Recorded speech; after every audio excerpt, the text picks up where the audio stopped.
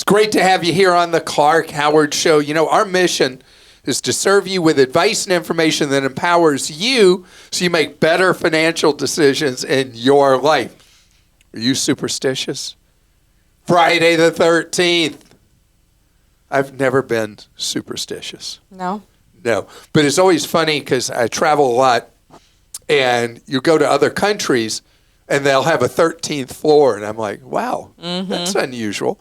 But this Friday, the 13th, is a lucky, lucky day for me because I get to learn from you in today's Clark Stinks, how I could have done a better job. And I actually so look forward to this. And I recently had an experience later. I'm going to talk about an experience I had in the healthcare world where I was able to save substantial money.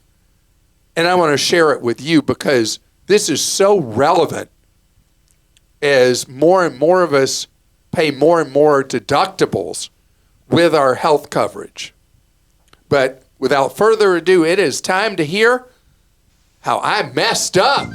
I should have never encouraged you to speak. You must think I'm pretty stupid. You should be ashamed of yourself. Well, maybe I'm wrong. Maybe I'm wrong. Maybe you're right, pal.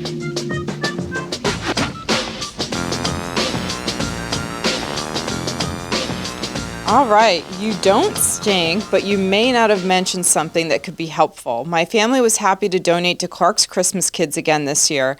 I was able to have my company match our donation, even though the agency that runs the program is not a 501c3 organization. It's a state agency, that's why. They are certainly charitable, and that is what counted for my company. Perhaps if you mentioned the potential for companies to match donations, Clark's Christmas Kids could reach a few more kids. Thanks for your continued sound advice, and happy holidays, John in New York City. John, thank you so much for not only feeling that spirit of what we do with Clark's Christmas Kids for children in foster care, but to get your employer, your company, to also donate. And we do have a procedure where the donations are tax deductible, and it is not a traditional 501c3 because it's state government. But thank you for reaching down I-95 and giving this money to the kids in foster care. I appreciate it so very much. You want to know what inspired John? Go to clarkschristmaskids.com. I never thought I'd write one of these because you really don't stink, Clark, but occasionally we do need to point out a missed detail or alternate point of view. You talked about being handed a piece of paper on a clipboard when you go to the doctor's office and how behind in the times that seems. Maybe so, but remember that not everyone uses computers yet. I take my 90-something-year-old mother to all her medical appointments, and if she was told that anything had to be done electronically, she would be completely lost. Of course, I would do it for her, but not everyone has that assistance. There's still at least one generation ahead of me that is not used to doing things electronically, and I cannot imagine how much it would slow things down if they were asked to verify their meds list or update their current symptoms electronically. I appreciate that post very, very much, and I want to say this. Think of it this way. It is the exception, not the rule, of people who prefer paper. It's, at this point, a small percent of the population. So what you could have at a medical facility is if somebody doesn't, you could either assist them under HIPAA. You could have someone in the office assist them filling out on a tablet, because it would usually be a tablet, not a computer. Or in those cases, you could have them fill out by default the old paperwork. But it seems really not efficient in an era where things should be electronic, where any medical provider would see the information about you, to do it electronically instead of with the clipboard, the dreaded clipboard. Do you go to any doctor's offices that have accepted that it's not 1958 anymore? Most of them now, I do it electronically. I usually do it before I get a text before I go to fill out the paperwork, and I do it online before I show up. But then I get annoyed sometimes because then they'll have me do it again when I get there. I'm like, I did this. Oh, I say, okay. Oh, I already filled this out. And they'll say, oh, let me look. Oh, yes, you did. You can sit down now.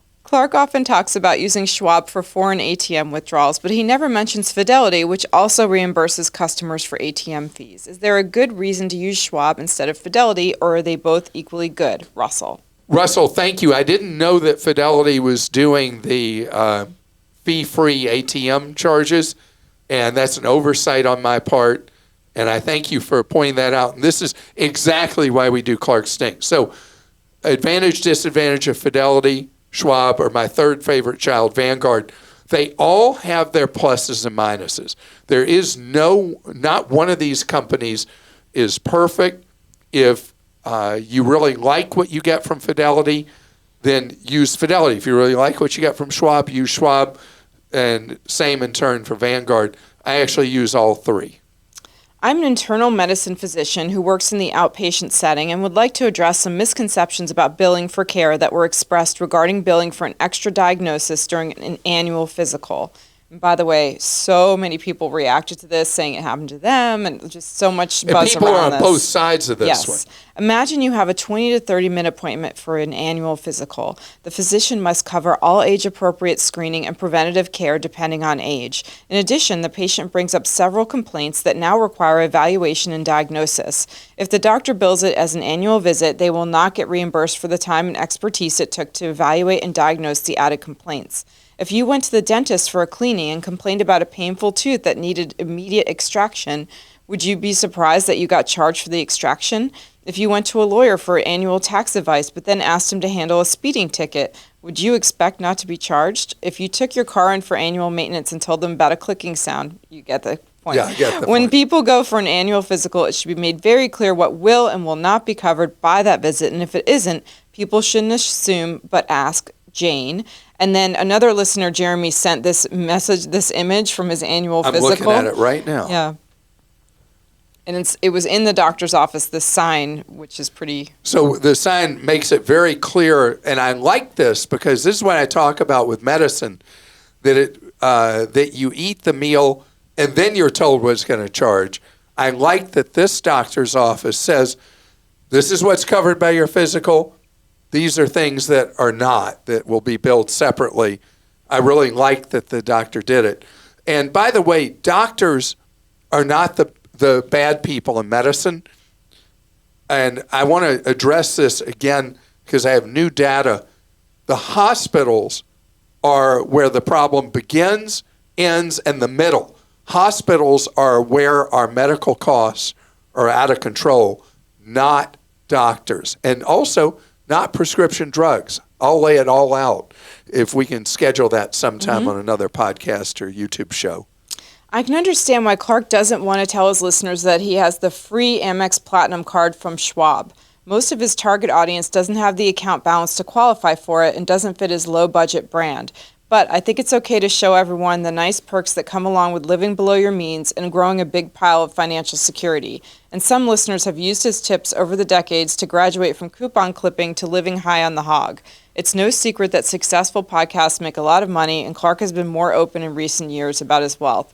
He's told us he has an account at Schwab, and surely that account meets the balance requirements for a $1,000 credit when you have the Platinum Amex. I'm pretty sure if there's $1,000 lying on the ground, Clark is going to stop and pick it up. Christa probably has the Platinum Amex too, but it is not her podcast, so we can give her a pass for now. But full disclosure from Clark about the cards in his wallet are needed if we need to trust everything he says. After all, there's no law that says you can't be a cheapskate and filthy stinking rich. Andrew. Andrew, thank you. And I don't have the Schwab Amex. I don't either, yeah. I had the Schwab card forever ago when it was a 2% cashback card. The card is not as generous now. It's 1.5. The regular card is now? 1.5. The Platinum Amex from Schwab, the difference is, yes, you get a credit depending on, it's 100, 200, or 1,000, depending on how much money you have with Schwab. But also right now through early January, they're offering, I think it's 150,000 Amex points as opposed to 80,000 bonus sign up with regular Platinum Amex. So did you get Amex. this card? I haven't, no. I don't think I have a need for it. I have too many credit cards. So I don't actually carry the Schwab card right now, so I can't speak first person about the Schwab card. But you have a Platinum Amex. I do. I have the travel one, the one with the massive annual fee, and it is massive. it works out for me with traveling about 30 weeks a year. I don't recommend it to people who don't travel a substantial amount. I found your response to the person who wanted more information about freezing their credit with the smaller agencies lacking. You referenced one that many of the cell phone companies use that criminals have been targeting. Please tell us what company that is. I tried Googling that info and came up with nothing. Let the listener decide whether or not to go through the hassle of freezing this account.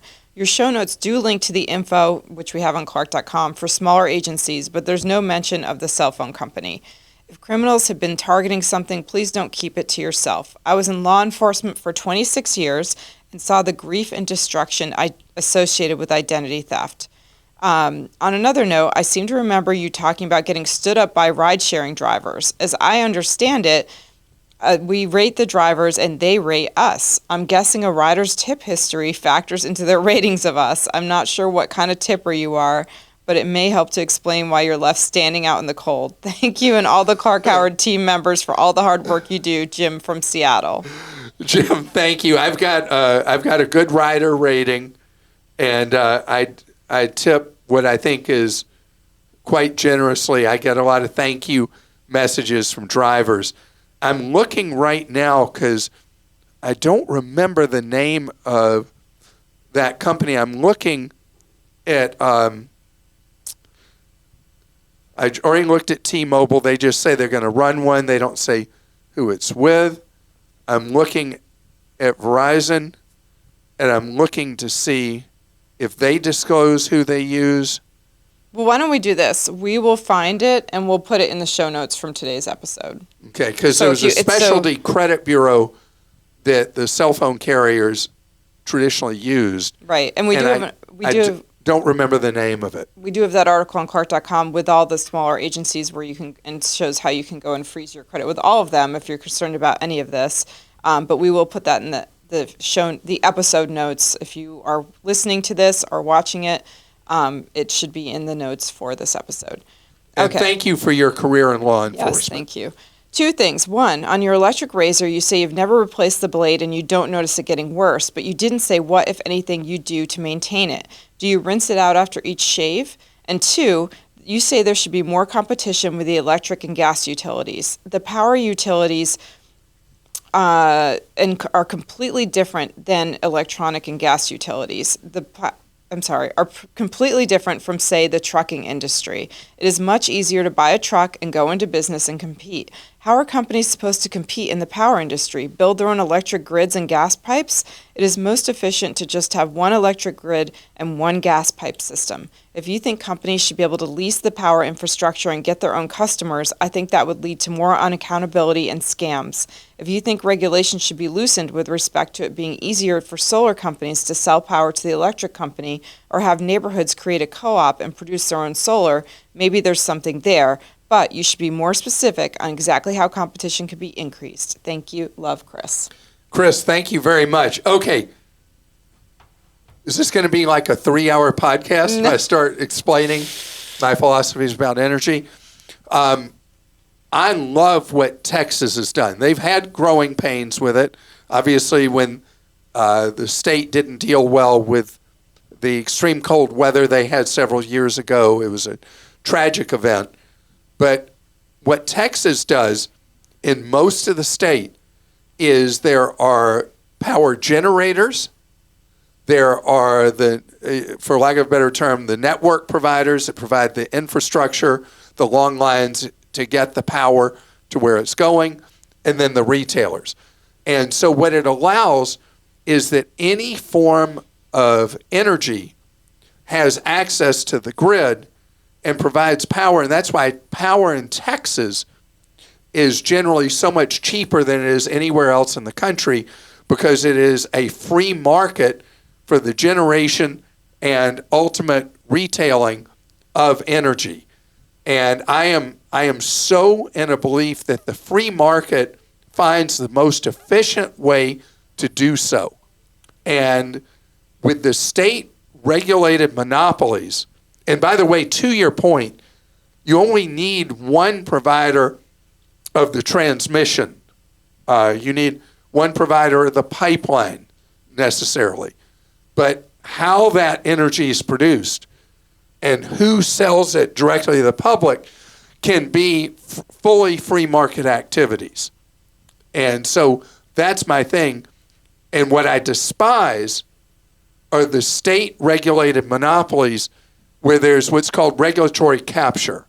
The political process is corrupted in every single state with monopoly power companies because the power company is powerful enough and spreads enough money to politicians that whatever stacks the deck in their favor and against industry, consumers, and small businesses is what happens. Instead of government being there to just be a referee, government stacks the deck for the power company that is the monopoly.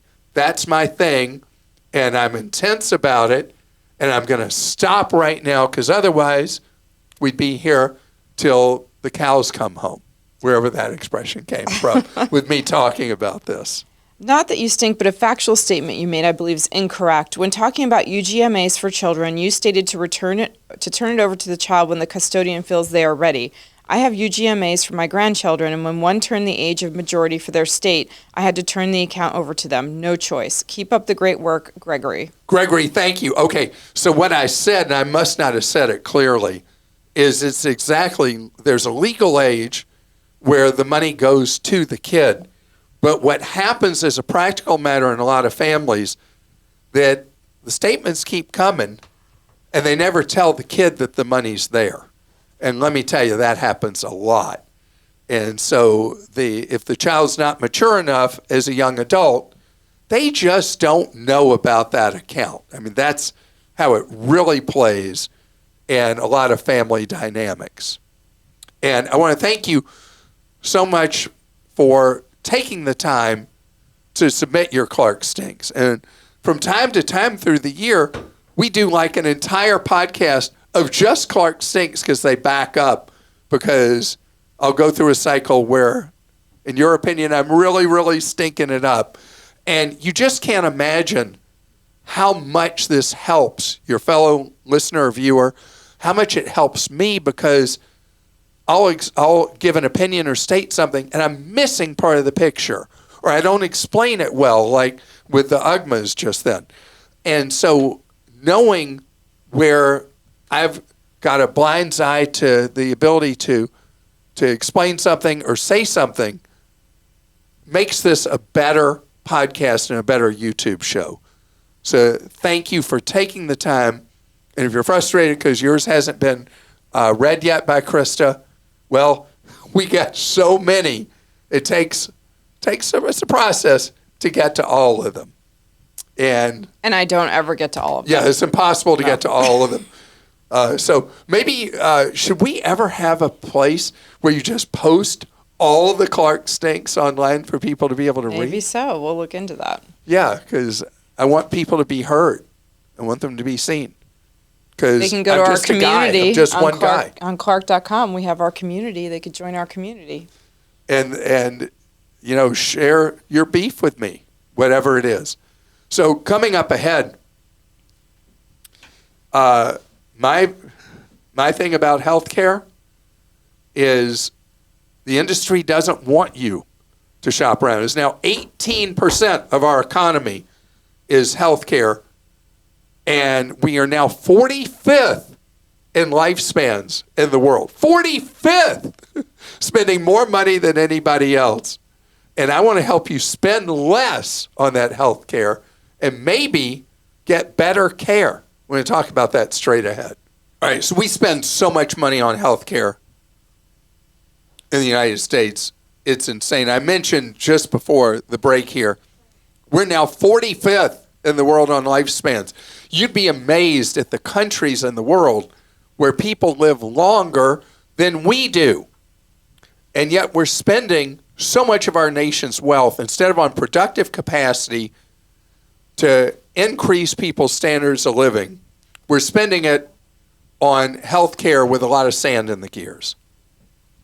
And one of the scams going on in the country is this thing with nonprofit hospitals. where at the big ones, administrators may be earning more than $10 million a year, and the hospital's not paying any tax on all the profits it has, hiding behind the curtain as a nonprofit. So if you are a nonprofit hospital and you avoid paying taxes like the rest of us, you have a responsibility to provide charity care to people who maybe have insurance but have really large deductibles and can't afford the bill the hospital generated, or someone who doesn't have insurance. The hospitals are supposed to have a procedure to apply for charity care, and a lot of these nonprofits only pretend they're nonprofit and don't follow the legal responsibilities they have to provide charity care. So something I haven't mentioned, I think in 2 years, dollar4.org, which is DOLLARFOR.org, which walks you through, if you've got one of these headaches of these huge hospital bills, how to apply for that hospital's charity care assistance program that they keep a big fat secret. And yeah, you hear it. The anger I have about hospitals. I'm going to talk about that, as I mentioned the other day. I'm going to talk about that as a topic on another show. How much of that incredible waste of spending nearly 1 in 5 of our nation's dollars generated each year on health care, where the next closest country in the world spends 1 in $11, or the equivalent in their currency. But one of the things is, with the hospitals, something there, you'd think that the size of them would lead to economies of scale, that they'd be able to do something more efficiently than, let's say, a little pop-up in a shopping center. Well, let me tell you a little story recently. I'm having some trouble in my left knee, and so I needed to get an MRI. So it took some work, but I found out at the hospital system that I can walk to on my gimpy knee that it would be $2,400 for the MRI, and then I'd have my share of it. So I know about this because I've shared with you before how much cheaper the independent freestanders are. So I end up getting the MRI at a freestander owned by, I guess, some doctors or whatever own it, not part of a hospital system. I said, so what does it cost for this MRI? And they said, is it with or without contrast to your knee? So I said, without contrast. They said, well, it's $300. I said, wait a minute. I walk in off the street and I pay $300 for it? I said, yeah. Like, surprised that I was surprised. And then I'm thinking, so it's 8 times that cost at the hospital having the MRI. So I make the appointment at this freestander, and I do have insurance, so my share was $85. My share, if I'd filed through insurance, was more than they would have charged me at this place, not having insurance, just going as cash pay. If I'd done it at the hospital, my share of the copay would have been, was it been $600? Whatever. It's crazy that the hospitals, instead of doing what should happen as an organization develops more production, is the cost per should go down, but in the hospital world, they go up. So this is really funny. So you go in there, and they have soft music playing in the waiting room. They have really comfortable chairs to sit in. They have a sofa. I mean, and then they've got medical chairs for people who are all beat up, and they're, they need to sit in just like a medical kind of chair. And then they have snacks.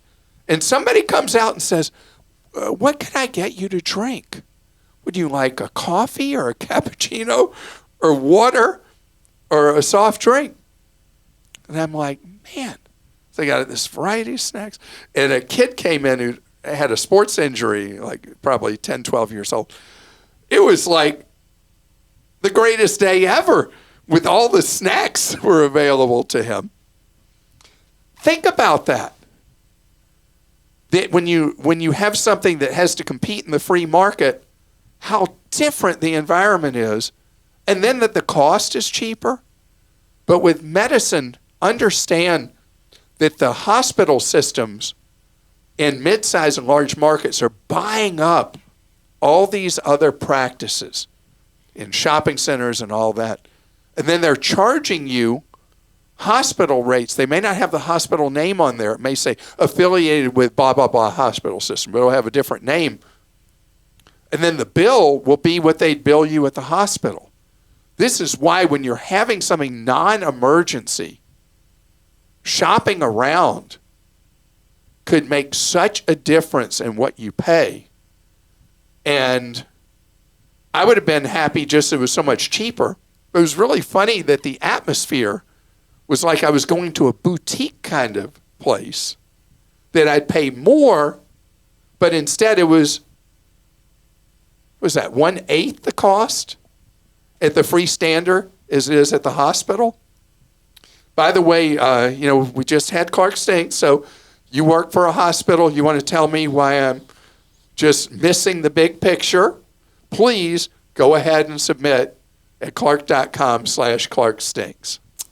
All right, we'll go to questions. Patrick in Georgia says, my condominium association unfortunately uses, I'm going to call it. Oh, you can name them. They're like, it's almost like talking about the government. Is it Conservice? Is that how you say it? Conservice, I think is how you say it, yeah. To bill members for our water/sewer usage. Recently, a Conservice employee forged a check that I wrote to them, including my signature. By the grace of the Great Spirit did I happen to notice their attempt. The board and my bank's fraud department were immediately contacted, and my bank's investigation confirmed the forgery attempt. I do not feel comfortable issuing any additional payments to them and have notified the board and property manager of my justified feelings and asked for another payment option. The board and property manager are seemingly ignoring the situation and paid Conservice. They are fully aware of the situation and are now billing me late fees. I don't know what to do. All right, so Patrick, it's crazy that you're being billed late fees. Conservice should issue you an apology, should cover any fees, anything like that, because it was their employee allegedly who committed fraud, changed manipulated the check, blah, blah, blah, blah, blah. Let me explain what Conservice is, because people keep asking me about them. You live in a single-family home, so you're not familiar. Right. So they bill a lot for common utilities at condo associations, apartments, and in rare cases, things that are common utilities that people may have at a homeowners association community, but normally condo and apartment. So if I'm a condo management company, condo association, I'm an apartment manager, and I'm billing out separately instead of in the regular rent for an apartment or condo fees for a condo association, and I want to break out water and sewer, there are these companies of which Conservice, as best I know, is the biggest in the country. I contract with them to do the individual billing of tenants or unit owners. And we are not the customer when we're being billed by them. So the association or the apartment owner is trying to provide these services at what's the cheapest cost for them. And many times you'll be billed service fees to pay the bill when you use one of these third-party servicers like Conservice. But they are not, service is an odd name, because whenever you're not the customer, think of the credit bureaus, getting customer service is not easy. And it's funny with these organizations, and I'm not specifically picking on Conservice just because they're the biggest. I'm talking about the one people would be most familiar with. They often, in order to get the business from an association or apartment owner, are charging you fees to pay your bill. So it's really an unfortunate situation.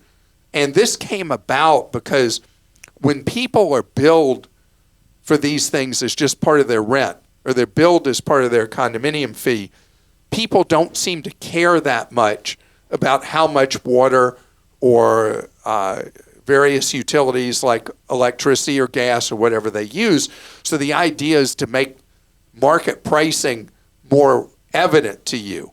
Unfortunately, the process of doing it has continually been a messy endeavor.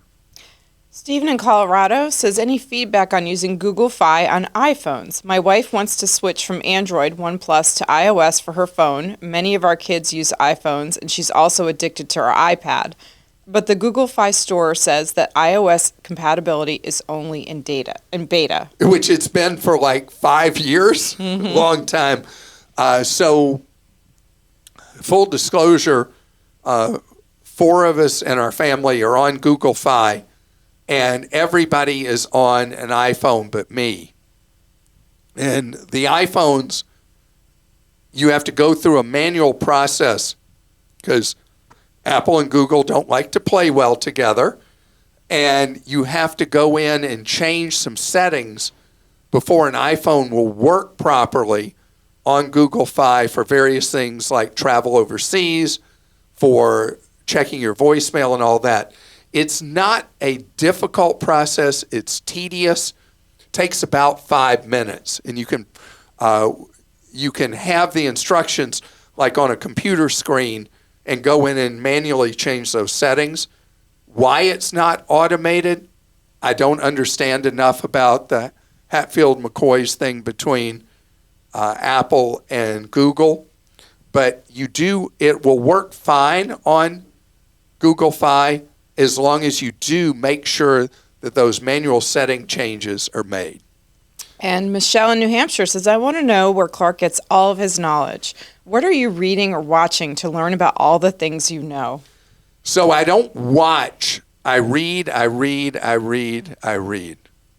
And I am really dull. If you don't know that, Michelle, I'm a really dull guy. What I get excited about, people laugh about all the time, the things I get excited about.